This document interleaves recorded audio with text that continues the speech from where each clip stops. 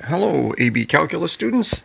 Looks like we're ready to start in on our learning for after the AP test. So this is the only thing I believe right now we're going to learn post-AP test. But this is something that is often covered in the first semester of college calculus. So those of you seniors that are going on to college, you definitely want to make sure you know this before you go on to your second semester of college calculus. And you use your AP credit in that way. So this is integration by parts. It is another technique of integration. So it's like integration by substitution. As far as being a way that we do integration, it's just a different way than what you've learned so far. So let's go ahead and let's take a look at this integration by parts and see how to do it. Well, first it follows this basic formula that if you have the integral of something and you'd break it up into parts where it's u and dv, that will be equal to u times v minus the integral of v du. And of course, the whole thing you're hoping to do is, if this is something you can't directly integrate, you're hoping that when you break it up this way, that v du is something that you can directly integrate. That's the idea behind integration by parts, is to make it where you can do it like that. Now, obviously a challenge here is to remember the formula. So I have a little way to remember it. If you remember the phrase UW equals ultraviolet voodoo, you get it. Or you can think the integral of UW, that's UdV, equals ultraviolet UV minus the integral of voodoo. So if you can remember that, you can remember the formula for integration by parts. So let's go ahead and let's see how we break things up into this form here. So we have to look at this and we have to decide what should be u and what should be dv. Well, when looking for u, there's a few things we definitely want to look for. And what we look for are things that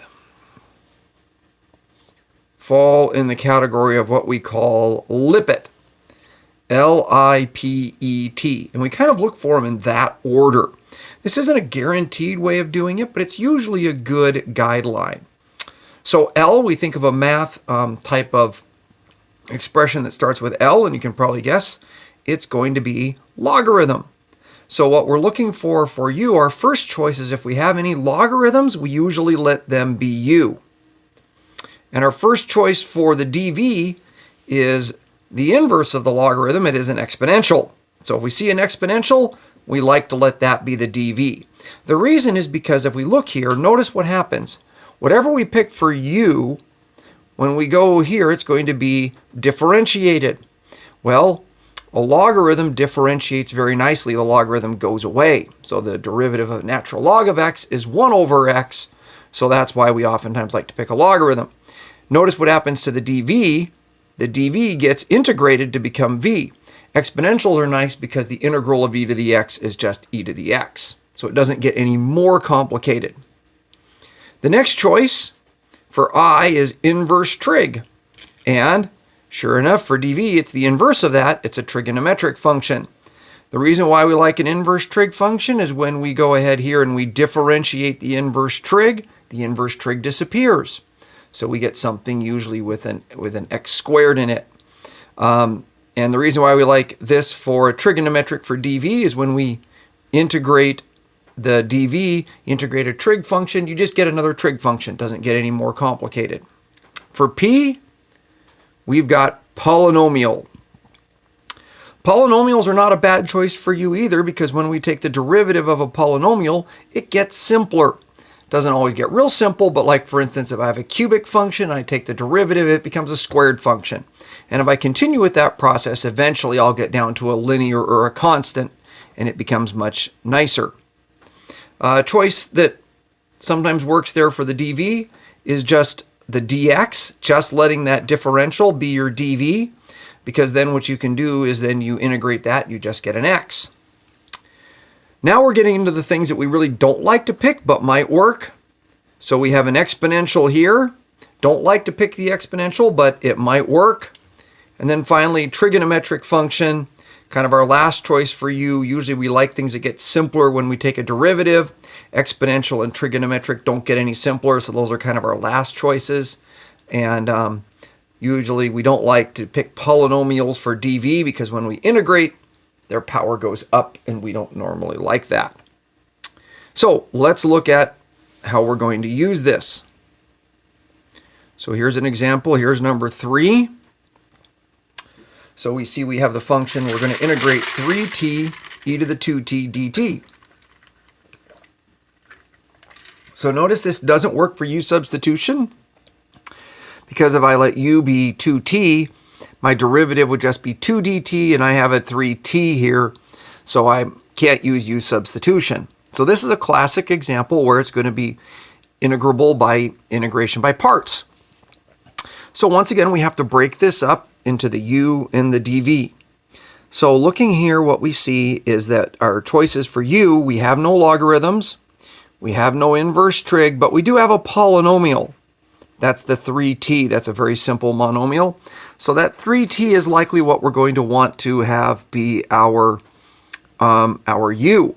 For our dv, we do have an exponential, so that e to the 2t is what we're going to, the e to the 2t dt is what we're going to want to have be our dv. So our u then becomes 3t, which makes our du 3 dt, simply taking the derivative of this. Remember, we would take du dt, but then when we multiply both sides by dt to just get du by itself, we get that 3 dt. We let our dv be 3t, e to the 2t dt. Integrating that, if we put integral in front there, we get v would be equal to, and doing a quick little u substitution there, we get a factor of a half, and we get 1/2 e to the 2t. So we would have plus a constant, but we'll take care of the constant at the very end, so we don't have to worry about that. So now I can go ahead, and now I can substitute into my problem. So I take this here, and I know that that is going to be equal to, so it's uv, so there's my u right here, here's my v, u times v minus the integral, and now I've got v du, so I pick the v, times the du, which is 3 dt. Notice I can do a little bit of cleaning up. This becomes 3/2 t e to the 2t minus, and notice I'm going to multiply, get that 3/2, bring it out in front, and then it just becomes the integral of e to the 2t dt. This can be integrated straight with u substitution. U is that 2t, which makes my du end up being, or my dt be 1/2 du, so I can go ahead and get that to be the 3/2t e to the 2t minus that 3/2, and that becomes that 1/2 e to the 2t plus my constant. And if I want to, I don't have to leave the parentheses around it, because when I multiply that 3/2 by that constant, it's still just a constant. So this is the way we would normally express that. 3/2 t e to the 2t minus 3/4 e to the 2t plus c. And you can always go and check these pretty easily. You can take the derivative of this, which isn't too bad a derivative to take. You have to use product rule here, but just straightforward derivative there. And if you do it, what you will find is it will all cancel out in the end to give you this. So that's using integration by parts. Let's look at another example. So now we're going to take a look at the integral of x squared cosine x dx. So once again, we want to look for our u. For our u, we have no logarithms, we have no inverse trig, but we do see x squared as a polynomial. And that would make our dv be cosine x dx, and that is one of our likely choices, trigonometric. So I'm going to let my u be x squared, which then makes my du 2x dx. I'm going to let my dv be cosine x dx, which lets my v be sine x. Now I can apply my formula. So I know that I've got, that's equal to uv. So there's my u times my v minus the integral v du. So here's my v, and here's my du. So I would have 2x dx times the sine of x. Now I'm going to clean this up just slightly. Factor out the 2, put the x in front of the sine of x, and notice what I've got. This is not something that can be integrated readily, but it can be done using integration by parts. So I will have to do the integration by parts a second time, letting my u be x and my dv being sine x dx. So I'll go ahead and do that. My u is x. Let's my du just be dx. My dv is sine x dx, which when I integrate that becomes negative cosine of x. So now I can go ahead and starting with this here, I've got x squared sine x minus. Now here's where you got to be careful. This is minus. You got to use parentheses and keep track of your negatives and constants. So I have negative 2 times, I'm using parentheses. Now I'm using this integration by parts on just this. So the uv here for this integral here becomes x times negative cosine of x. So that's going to be negative x cosine x minus the integral. And now I've got v du. So my v is negative cosine x. My du is dx. Like that. So before I do anything else, I would suggest taking care of the constants so you don't make a mistake there.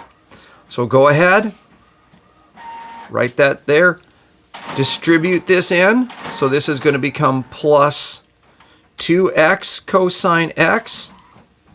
Notice this negative makes that positive, this minus goes in, so it becomes minus 2 times the integral cosine x dx. Nice thing to integrate cosine x is just sine of x. So that's my final form. The biggest challenge sometimes is just keeping track of negatives and constants as you're working through. Don't be afraid to write parentheses and take an extra line to make sure that you distribute things correctly and don't get signs switched around. Okay, so for your first assignment on this, it's going to be 7.3. and it's going to be 2 through 10 even problems. So go ahead and do those. It's just 5 of them. These do take a little bit longer, so you're figuring them out. And we will continue on with doing more of these tomorrow. Okay, hope things are going well. And you can talk to me again on Zoom on Friday if you need to.